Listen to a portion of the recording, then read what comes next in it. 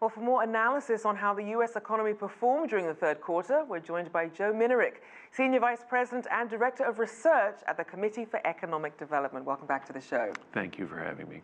So let's start with these GDP growth numbers for the third quarter, 3.5%. Break down some of the factors behind this momentum that we're seeing. You can really break it into four parts. The consumer was very strong.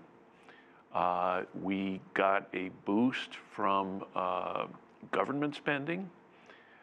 We lost on trade. We got a big boost on inventories. You take those four numbers and add them together and you get to approximately that 3.5%. Everything else was essentially a zero on net. So the questions that raises, how is the situation on trade going to change, if at all, in the coming months? How much of that inventory number is just a reversal of some of the trade-related phenomena, the soybeans with respect to China that we hear about a lot?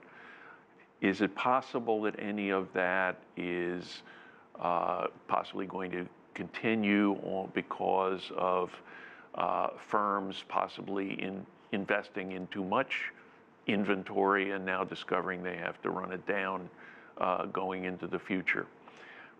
Now, businesses are in an interesting position because a lot of them were celebrating when obviously this landmark tax reform was passed, but now you also have that against the backdrop of the US-China trade dispute, and a lot of them are just wondering if this is just offsetting some of the gains. How much of a game changer is this? Well, the tax change is, as tax cuts are, it amounts to a one-time phenomenon for the economy. You give it a push, but then that push becomes neutralized over time. The economy normalizes it, and we'll get to the point in the next couple of years where that is going to be really a zero for the economy going forward. Trade, of course, really depends on how the two parties, actually more parties, because the United States has been fighting with Canada and Mexico. We've been fighting with Europe. It really depends on how all of those situations resolve themselves over time. Now, a lot of this data that's coming in just in this, obviously, 11th hour, just ahead of the midterm elections, how important do you think it is for voters when they see things like the GDP data, this historically low unemployment rate? You think about the political stage these days, it reminds me of a piece of 1970s modern art. There's stuff going on all over the place. It is very hard to parse it out and figure out what really matters and what doesn't. You have the president talking about this wave of migrants walking up from Guatemala. You have the bombing phenomenon over the last couple of days.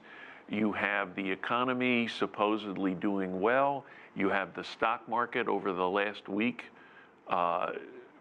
having tremendous volatility and a lot of it on the downside. How are the voters going to put all of this together with the president's strong rhetoric, with the Democrats answering back? It's hard to tell. So what would you say are the economic priorities for businesses going into this election, say, versus your everyday American gathered around the table? Well, businesses got their tax cuts. Businesses tend to say that they like the fact that the administration is being less aggressive on regulation. On the other hand, the tax situation is, again, it's pretty much over in terms of the economy. The effects are going to be tailing down as we go into the future. And as your commentary just mentioned, the tax cuts plus all the other problems with our budget have us with a rising deficit over the last year. With this tax cut influencing tax collections, revenues are virtually flat in dollar terms. So revenues are not rising, spending is. At some point, financial markets are probably going to look at those numbers and begin to get a little nervous. The Federal Reserve is already raising interest rates. Interest rates could rise more. That will tend to deter business investment and also consumer spending on big ticket items. Now, we know that President Trump has been very critical recently of the Federal Reserve, even though its chief, Jerome Powell, was actually his pick for the position. But he's really critical of the pace of these rate hikes.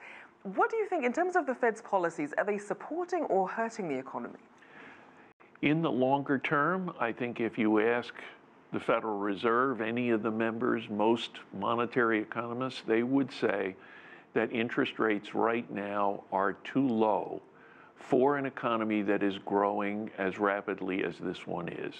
The federal funds rate, if you take into account a rough estimate of inflation, it's virtually zero after inflation. When the economy is at virtually full employment and when it is growing rapidly, you would expect a federal funds rate that would be 1 or 2 percentage points above the rate of inflation, so 3 or 4% instead of 2. So there is going to be nobody in the monetary policy business is going to look at those numbers and be comfortable, in part because they're concerned that if the economy ever slows down, if the interest rates are already too low, there's nowhere to reduce them to help the economy to recover. Certainly worth keeping in mind. Thank you as always. Joe Minarik there for us, Senior Vice President of the Committee for Economic Development.